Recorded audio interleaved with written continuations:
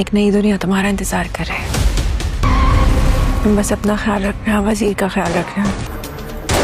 इंसान गुनाह करते हुए ये भूल जाता है सिहान बाबा, वो गुनाह उसके सामने आएगा। मैं तुम्हारे पैर पड़ता हूं कि मुझे उस पर शक है।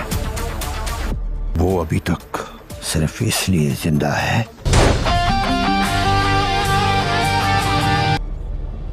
मेरी बहन भी ऐसे ही गिड़गिड़ाई होगी ना। इल्हाम रानिया को एयरपोर्ट जाते वक्त यही हिदायत कर रही होगी कि एक नई ज़िंदगी तुम्हारा वेट कर रही है, अपना और वज़ीर का बहुत सारा ख्याल रखना। लेकिन रानिया, सैहान और वज़ीर को ये बात मालूम ही नहीं होगी कि रास्ते में तो एक क़यामत उनका इंतज़ार कर रही है, क्योंकि रानिया को तो लाला अगवा कर लेगा ताकि वो ये कन्फर्म कर सके कि वलीद का कत्ल वाकई में सैहान ने किया है या नहीं। और इसलिए ही वो सैहान को ज़िंदा भी छोड़ देंगे और सैहान को सिर्फ 2 गोलियाँ ही लगेंगी और वो हॉस्पिटल मुंतकिल किया जाएगा, जहां पर के उसकी कंडीशन काफ़ी ज़्यादा सीरियस होगी।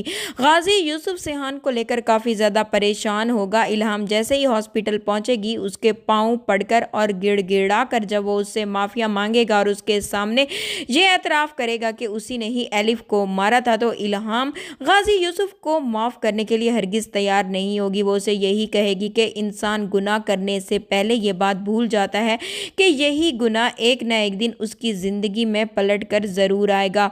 जिस तरह से तुम मेरे सामने रो रहे हो, गिड़गिड़ा रहे हो, मेरी बहन भी ऐसे ही गिड़गिड़ाई होगी।